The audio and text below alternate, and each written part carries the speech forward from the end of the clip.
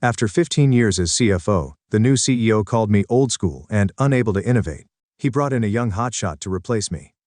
My final board meeting, they barely acknowledged my departure. I left quietly, taking nothing but my integrity. 6 weeks later, "You're just a little too old school for where we're headed.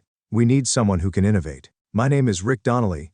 I'm 62 years old, and until this morning, I was the chief financial officer at Meridian Manufacturing for 15 years. I joined when we were a struggling family business with 3 small factories in Cincinnati. Now we're a publicly traded company with 18 plants across the Midwest. I helped navigate us through 2 recessions, an acquisition crisis, and more boardroom politics than I care to remember. I'm not flashy. I don't schmooze investors at cocktail parties, but the numbers were always right, the books were always clean, and we never missed a filing deadline on my watch. Then Travis Mercer arrived, 36 years old with his designer blazers and expensive sneakers. The board brought him in as CEO 3 months ago, and he swept through our offices like a tornado, talking about synergy and disruption and realigning vision. I knew what was coming the moment he scheduled our first one-on-one meeting.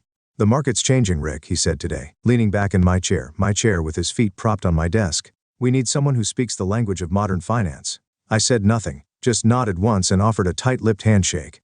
"We're bringing in Zachary Hughes, 29, brilliant mind. Just did a TEDx talk on financial innovation that's getting real traction online." "I see," I said, my voice steady. "When's the transition?" Travis smiled, surprised by my calm. 2 weeks. We'll announce it at the next board meeting." I packed my personal items that afternoon while everyone was in an all-hands meeting about our exciting new direction. 15 years in this office and everything fit in a single cardboard box. Family photos, a commemorative coin from our IPO, the leather portfolio my wife Patricia gave me before she passed. On my way out, I noticed Bethany from accounts holding back tears by the elevator. She'd been with me since day one. "Don't worry," I told her. "It's all part of the cycle." What I didn't tell her was that I'd spent the last 6 months quietly documenting a series of questionable transactions that started appearing in our books shortly after Travis arrived and grew more frequent after he mentioned bringing in his finance guru Zachary. I wasn't planning revenge. I was just doing my job, keeping the books clean, even on my way out. I grew up working in my father's hardware store in Covington, Kentucky, just across the river from Cincinnati. He taught me that numbers don't lie even when people do. I put myself through college stocking shelves and balancing his books at night. When I graduated, I turned down bigger offers to stay local, working my way up through regional companies, until Meridian's founder, Harold Phillips, called me personally in 2008.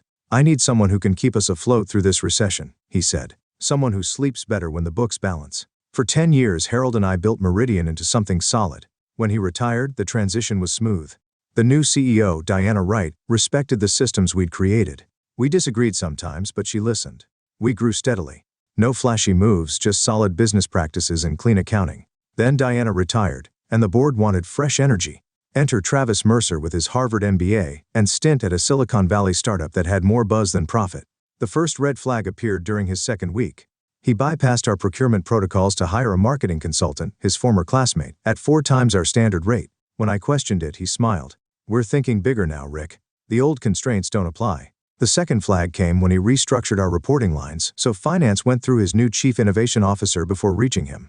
The third was overhearing him tell someone on the phone that our books had a lot of outdated methodology that needed creative solutions.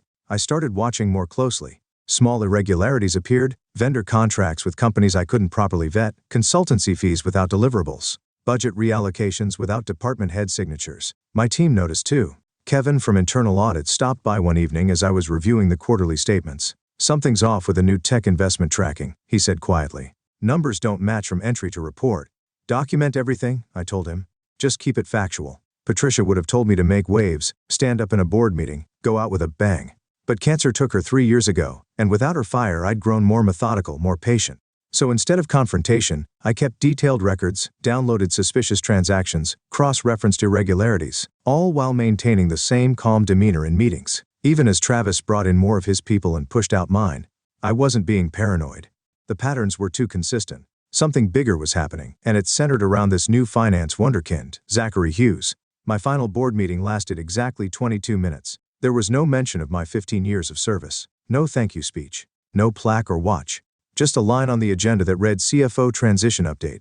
Travis spoke about exciting new fiscal directions while I sat silently at the far end of the table. The chairman, William Foster, couldn't quite meet my eyes. He'd been on the board when Harold hired me. Now he simply nodded along with Travis's presentation about how Zachary Hughes would revolutionize our approach to capital allocation. I'd hoped for at least some acknowledgement from William, some recognition of what we'd built together. Instead, the meeting moved briskly to the next agenda item, the new headquarters Travis wanted to build downtown. As everyone filed out, William paused briefly by my chair. "You've been an asset, Rick," he said, awkwardly patting my shoulder. "Best of luck." An asset, like a piece of equipment that had depreciated. I walked back to my office, Zachary's office now, to collect my box. Through the glass wall I could see Travis showing him around, pointing at the graphs on my walls like they were ancient cave paintings. Bethany was waiting by my door holding an envelope. "The accounting department took up a collection," she said, "for a proper send-off dinner." I thanked her, knowing I wouldn't use it. As she turned to leave, I asked, "Bethany, when did those invoices from Vertex Solutions start coming in?" She thought for a moment. "February, I think.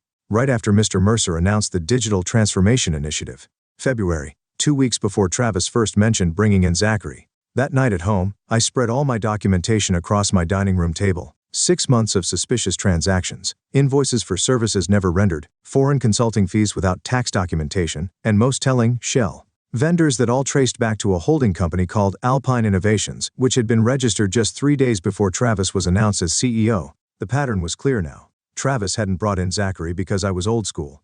He'd brought him in because they had a system, siphoning company funds through fake vendors and consultants, hiding it in complex digital transformation costs that were hard to question in today's business environment. They needed me gone because I asked too many questions, kept too close an eye on the details. I sat back in my chair looking at the evidence laid out before me.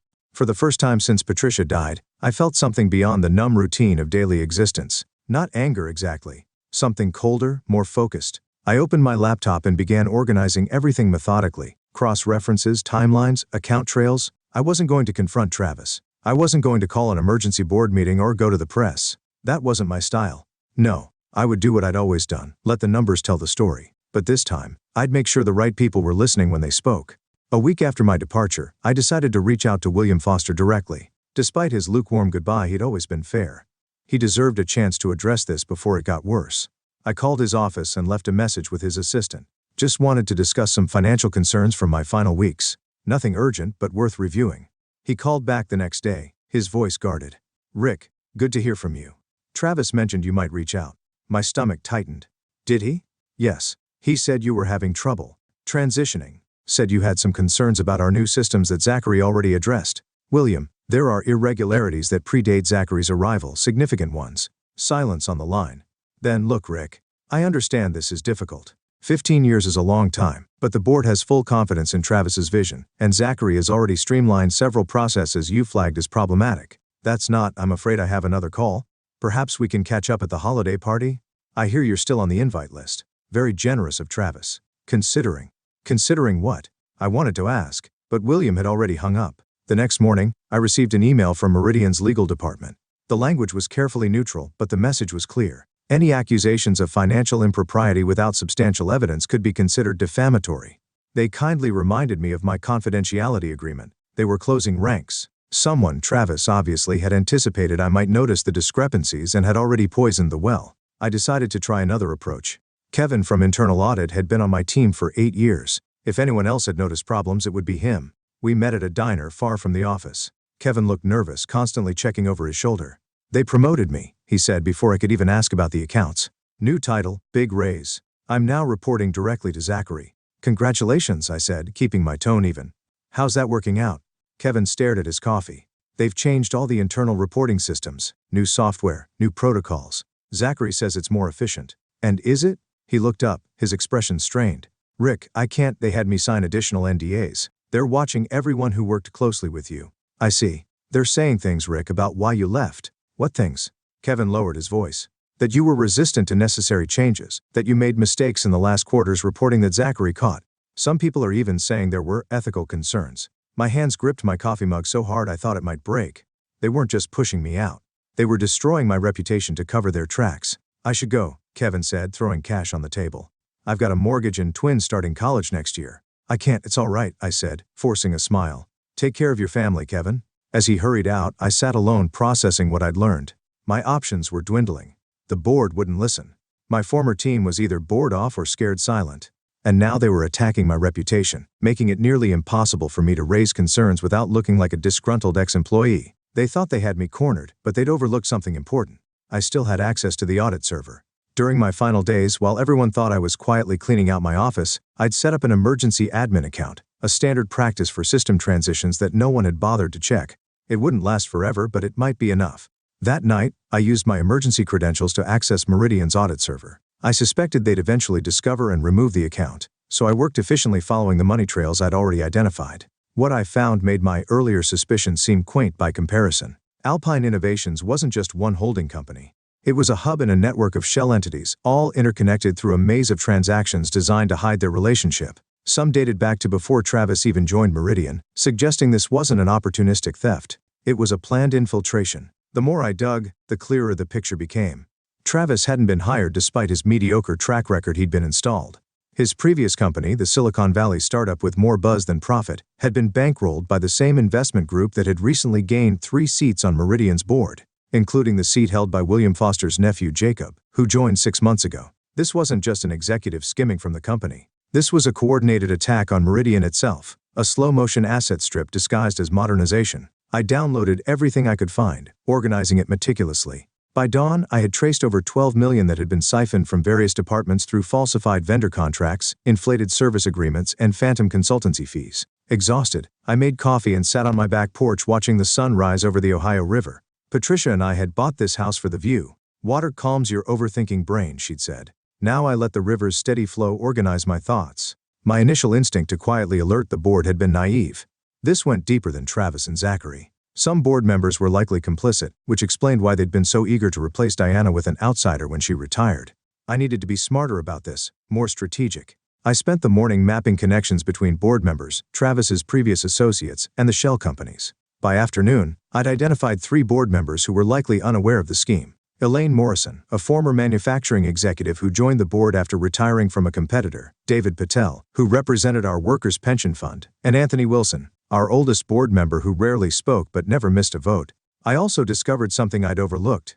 Zachary Hughes had worked at Vertex Solutions, one of the shell vendors, 3 years ago. His name was buried in their incorporation documents as a founding partner, though he'd been removed from public-facing materials before being hired at Meridian.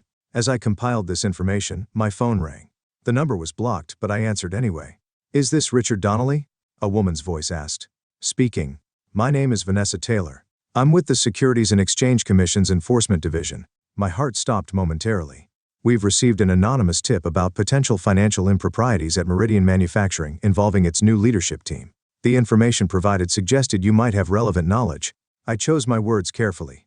"I recently left my position as CFO after 15 years. Yes, we're aware. Would you be willing to meet informally to discuss certain transactions that occurred over the past 6 months?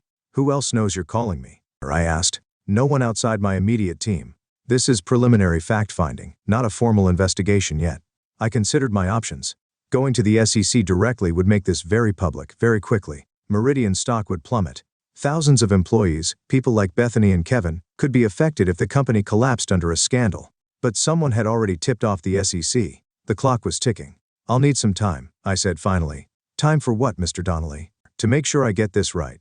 I gave myself 3 days to execute my plan. First, I needed to ensure the evidence couldn't be erased. I copied all my documentation to multiple secure locations and set up deadman switches. If I didn't enter a code every 48 hours, the full package would automatically send to the SEC, the Department of Justice, and 3 financial journalists I respected. Next, I carefully drafted emails to the 3 board members I believed were uninvolved, Elaine, David, and Anthony. I didn't accuse anyone directly. Instead, I framed it as concerning patterns I noticed before my departure, and included just enough evidence to raise serious questions without overwhelming them with details. I scheduled these to send automatically in 2 days. The most delicate part came next. I contacted Bethany, asking if she could meet me for coffee. She agreed immediately.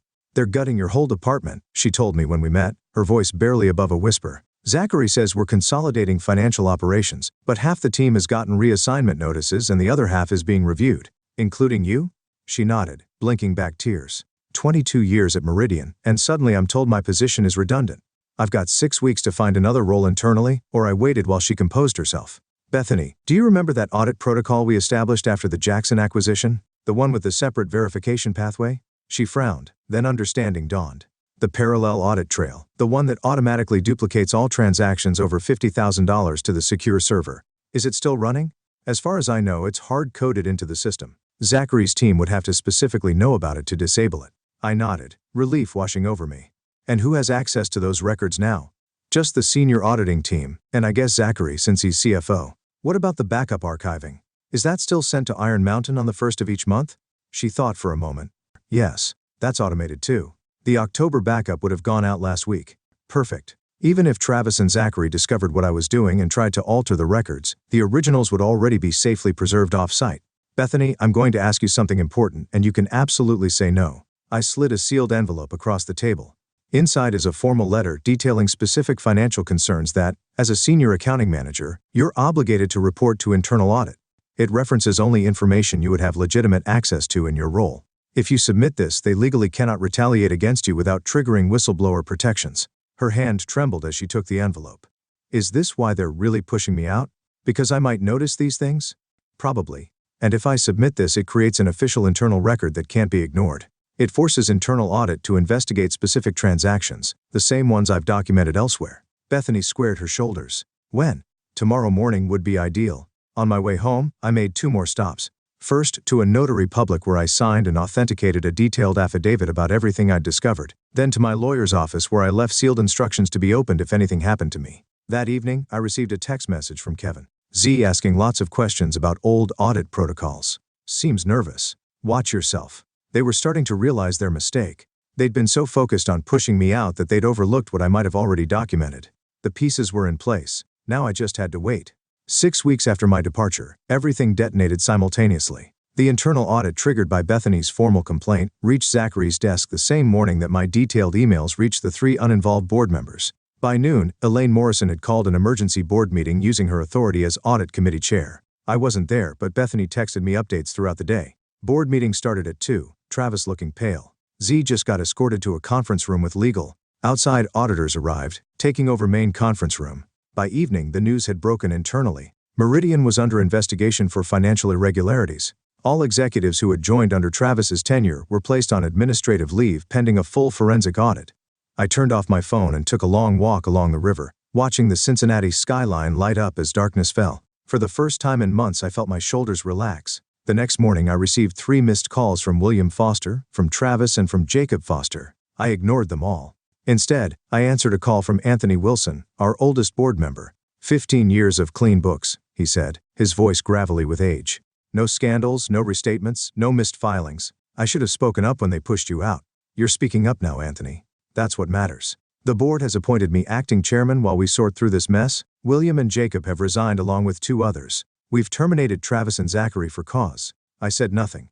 We'd like you to come back, Rick, just temporarily to help the forensic team and stabilize things. I watched a barge slowly making its way down the Ohio, steady and purposeful. I'll help with the investigation, I said finally, but I won't be coming back permanently. May I ask why? Because Meridian needs someone who can innovate, I said, allowing myself a small smile. I'm just a little too old school. 3 months later, I sat on my new deck in Asheville, North Carolina, watching the sun set behind the Blue Ridge Mountains. My cabin wasn't large, just 2 bedrooms and an office, but the view made up for it. The investigation at Meridian had uncovered exactly what I'd suspected, a coordinated scheme to extract value through fraudulent contracts and artificial costs. Travis, Zachary, and several board members now faced federal charges for securities fraud and embezzlement. I'd spent 6 weeks helping the forensic accountants unravel everything, then packed up my Cincinnati house and headed for the mountains Patricia and I had always talked about retiring to. The settlement Meridian offered for my consulting services during the investigation was generous, enough to buy this cabin outright and still have plenty left over. I'd been clear with them. No public statements, no press conferences, no dramatic returns. That wasn't my style. My phone buzzed with a text from Bethany. Got the promotion to director of accounting. The new CEO wants to rebuild the department properly. I smiled and typed back, well deserved. Always keep a parallel audit trail. My lawyer had called yesterday with news that the SEC was closing its case against Meridian after the company agreed to governance reforms and financial penalties that pointedly excluded punishment for shareholders and regular employees. The right outcome. As darkness settled over the mountains, I opened the leather portfolio Patricia had given me years ago. Inside was the last photo we'd taken together at the lake house the summer before her diagnosis. You were right, I said to her smiling face. I should have made more time for views like this. Tomorrow, I'd drive into town and meet with the director of a local nonprofit who needed help organizing their finances. Nothing flashy, just good, clean accounting for people doing important work. Some might call that old school. I just called it integrity.